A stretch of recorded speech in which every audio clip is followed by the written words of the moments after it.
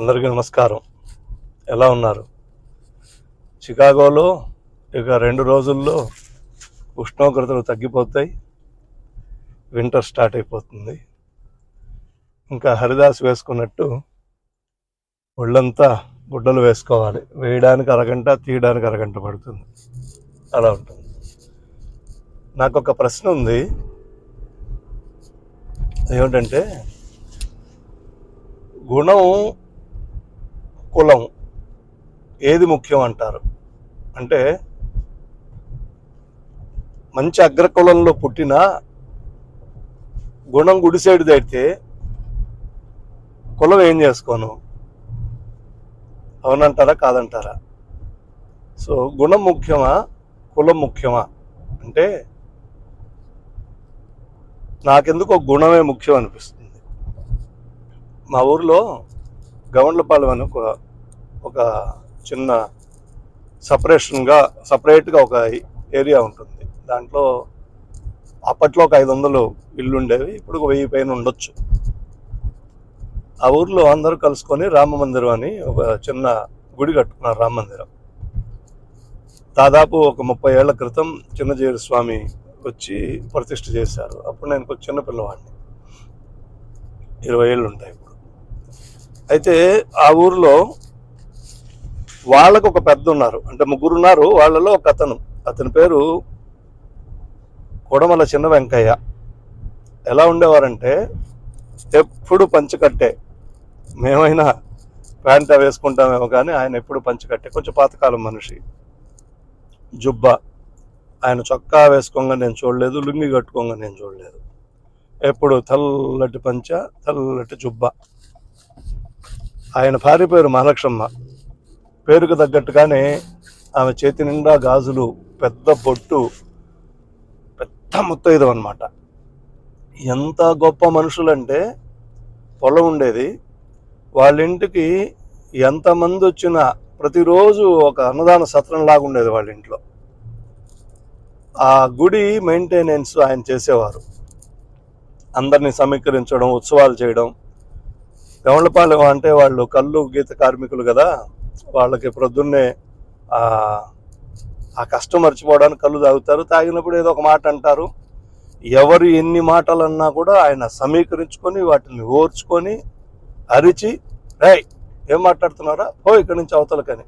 ఆయన ఏమి పెద్ద పహిల్వాన్ కూడా కాదు, కానీ ఆ యొక్క మాటకు గౌరవం ఇచ్చి వెనక్కి వెళ్ళిపోయేవాడు.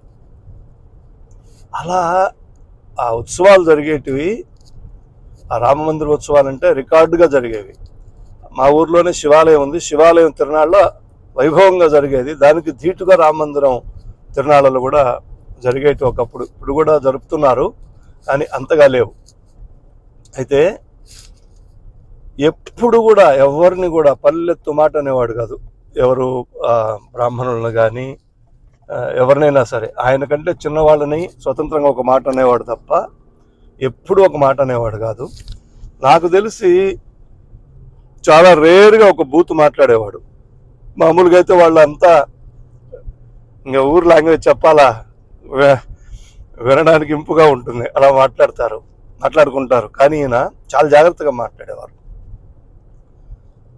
ఒకరోజు ఇట్లనే ఒక ఇష్యూ వస్తే ఎందుకో ఏదో ఒక దీని మీద ప్రతిష్ఠ చేసినప్పటి నుంచి మేమే చేసేవాళ్ళం గుడి.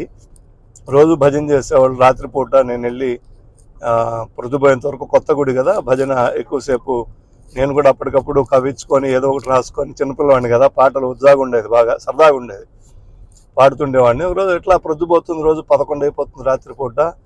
వాళ్ళు అనుకున్న దాని ప్రకారం ఇంకా ఏం మాటలు తేలలేదు. జీతం దగ్గర ఏదో తేడా వచ్చి మా నాన్న ఎందుకు అంత రిస్క్, ఇక్కడి నుంచి ఊరి చివరి ఉంటుంది, అది రావాలి, వద్దులే ఇంకెవరినైనా చూసుకోండి పూజారిని, మాకు కష్టంగా ఉంది, వీడు పొద్దుపోయింది, చీకటి పడితే రాలేకున్నాడు, వీడికి ఒక తోడు కావాలి, మనకు చీకటి అంటే భయం నాకు అని చెప్తే ఆయన ఒక మాట అన్నారు మా నాన్నతో, ఒక పని చేయండి, మేము గవండ్లపాలెంలో ఒక చిన్న ఇల్లు కట్టించేస్తాము, మా స్వామిని, మీ అబ్బాయిని మాకు వదిలేండి. నన్ను కృష్ణయ్య స్వామి అంటారు, నా పేరు కృష్ణమూర్తి, అయితే మా ఊళ్ళో కృష్ణయ్య స్వామి అంటారు. కృష్ణయ్య స్వామి మాకు వదిలి మేము చూసుకుంటాం, మా ఇంట్లో బిడ్డలాగా మేము సాక్కుంటాం, మా గవండ్లపాలెం వాళ్ళందరూ సాక్కుంటాం అని చెప్పారు. అది తర్వాత జరగలేదు అనుకోండి. వారు వేరే పూజారిని చూసుకున్నారు. అయినా కూడా ఉత్సవాలు అవి మనమే చేస్తుంటాం అప్పుడప్పుడు వెళ్ళి.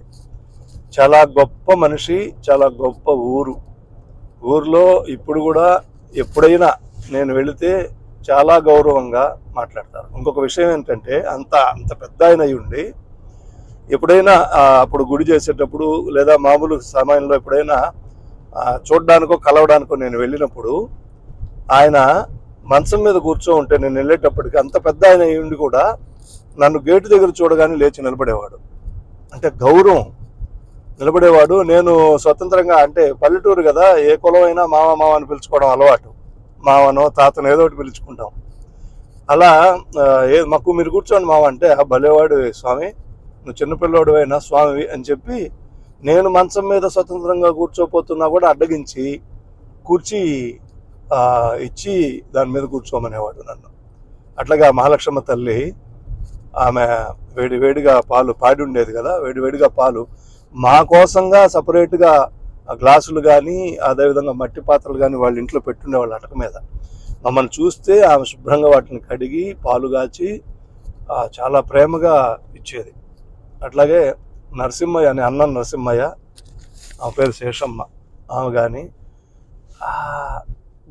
గౌన్లు అని మాటే కానీ ఎంత శుభ్రంగా ఉంటారో. వాళ్ళ ఇంట్లో దేవుడి రూమ్ చూస్తే ఒక్కొక్క ఇంట్లో మన గర్భగుడి లాగా ఉంటుంది, అంత చక్కగా పెట్టుకుంటారు దేవుడి గుడి. అసలు వాళ్ళు కౌసు గీసు తింటే ఏదో నీసు కానీ తింటే అసలు దేవుడి రూమ్లోకి పోరు. ఆ దేవుడి పటాలు తొడవడం కానీ, బొట్లు పెట్టడం కానీ, ఆ పూల అలంకారం కానీ, ఆ భక్తి శ్రద్ధ ఇవన్నీ కూడా ఒక పీఠాల్లో ఉండాల్సినంత శ్రద్ధ ఉంటుంది వాళ్ళకి. ఇది దేవుడి విషయంకి వచ్చేటప్పటికి సహజంగా వాళ్ళు పెరిగిన వాతావరణం, వాళ్ళ కష్టం, అది ఏదంటే అది తిని తాగినా కూడా ఆ భగవంతుని విషయంలో మాత్రం చాలా జాగ్రత్తగా ఉంటారు. ఇంకా గుడిలో ఆరాధన జరిగేటప్పుడు ఉత్సవాలప్పుడు అంటారా తాగి డ్యాన్స్ వేయడం అనేది అంటే వాళ్ళ సంతోషం, అంటే వాళ్ళ సంతోషాన్ని, వాళ్ళు పడిన కష్టాలని వాళ్ళు స్వామికి ఉత్సవం చేసుకుంటూ ఆ విధంగా వ్యక్తపరుచుకుంటారు స్వామి దగ్గర. ఇప్పుడు ప్రమదగణాలు, శైవగణాలు, శక్తిగణాలు ఇవన్నీ ఉంటాయి కదా. ఈశ్వరుడు పార్వతీదేవి నృత్యం చేస్తున్న, ఈశ్వరుడు పార్వతీదేవి ఏదైనా ఉత్సవం లాగా జరుగుతున్న కైలాసంలో వాళ్ళు మాత్రం సురదాకి ఎగర్రా. అంతే, అట్లనే అనుకోవాలి వీళ్ళని కూడా. అంటే స్వచ్ఛమైన మనసులు, స్వచ్ఛమైన మనుషులు. కల్మషం ఎప్పుడు ఉండదు, ఎప్పటికప్పుడే ఏదైనా గొడవ వస్తే అప్పుడే గొడవ వేసేసుకుంటారు. గొడవ అయిపోయిన తర్వాత మళ్ళీ అందరూ ఒకటైపోతారు. ఆ కక్షలు కార్పణ్యాలు అనేవి చాలా తక్కువ ఉంటాయి పల్లెటూళ్ళల్లో. అంటిల్ అన్లెస్ ఈ రాజకీయ నాయకులు వచ్చి వాళ్ళ స్వార్థం కోసం ఒకరికొకరికి ముడిపెట్టేసి అది శాశ్వతమైన తగాదాలు చేసే ఘటికులు కూడా ఉన్నారు మా ఊర్లో, ఇప్పటికే ఉన్నారు మహానుభావులు. అటువంటి వాళ్ళు ఒక వర్గాన్ని రెచ్చగొట్టడం, ఒక వర్గం మీదకు తోయడం లాంటివి ఇవి కామన్గా జరుగుతుంటాయి. వాటి కాలం, ఈశ్వరుడు కాలస్వరూపుడు కదా, కాలం సమాధానం చెప్తుంది వాటికి. ఆ విధంగా కాలం సమాధానం చెప్పిన దాంట్లో ఆ సమాధానంలో కరిగి పోయిన వాళ్ళు ఉన్నారు, ఇక త్వరలో కరిగి పోబోయే వాళ్ళు కూడా ఉన్నారు. కానీ వారి బుద్ధులు అంతే, వారు మారరు. కానీ ఊరు ఎప్పుడు సంఘటితంగా ఉంటుంది, అదొక గొప్ప విషయం. అనుకున్నా కూడా వాళ్ళకి తెలుస్తుంది ఒకప్పటికి ఎవరు ఏంది అనేది. అట్లాగా కుడమల చిన్న వెంకయ్య అనే ఆయన ఆ యొక్క టీవీ, ఆ యొక్క మాట తీరు, ఒక నాయకత్వ లక్షణం, ఇవన్నీ కూడా నేను చిన్నప్పటి నుంచి చూశాను కాబట్టి నరనరాల్లో జీర్ణించుకుని నాకు ఎప్పుడు గుర్తొస్తుంటారు ఆయన. సో 10 మందిని ఏ విధంగా మేనేజ్ చేయాలా, 10 మందిలో మనం ఒక పని రాబట్టి దాన్ని సామరస్యపూర్వకంగా దిగ్విజయవంతంగా ఎలా చేయాలా అనే వాటికి మనం ఎవరినైనా ఎగ్జాంపుల్గా తీసుకోవాలంటే చిన్న వెంకయ్య గారిని తీసుకోవచ్చు. అందుకని ఆయన నాకు ఎప్పుడు ప్రాతస్మరణీయుడు. వాళ్ళ అమ్మాయి ఇప్పుడు ఊర్లోనే ఉన్నది, పద్మగారని. ఆమె కూడా ఏదైనా మన దేవతా కార్యక్రమాలు చేస్తున్నామనంటే వాళ్ళకు ఉన్నంత ఇప్పటికి కూడా ఆమె సహాయం చేస్తుంది, వాళ్ళ అమ్మా నాన్న యొక్క పరంపరని పోగొట్టకుండా. అట్లాగే వాళ్ళ అబ్బాయి ఉన్నారు నెల్లూరులో, ఆయన కూడా ఏదైనా కార్యక్రమం అంటే ముందుకొచ్చి చేస్తారు. ఇప్పటికే ఊర్లో ఏదైనా కార్యక్రమం అంటే చేస్తారు. ఇప్పుడు ఊర్లో గ్రామంలో వాళ్ళ ఇంట్లో ఎవరు లేరు, కానీ అందరు టౌన్కి వెళ్ళిపోయారు. వాళ్ళ అమ్మాయి ఒక్కటే ఉంది గ్రామంలో. కానీ ఆ ఇల్లు అది అట్లా కాపాడుకొని ఆ యొక్క ఏమంటారు ఆ పరంపరని ఆ విధంగా పట్టుకొని వస్తున్నారు అన్నమాట. అలా ఎంతోమంది మహానుభావులు మన పుట్టినప్పటి నుంచి చూస్తుంటాం కదా, వాళ్ళల్లో చిన్న వెంకయ్య గారు ఒకరు. మరొక మంచి వ్యక్తితో, మరొక మంచి విషయంతో మరలా కలుసుకుందాం. అంతవరకు సెలవు. నమస్కారం. ఓం.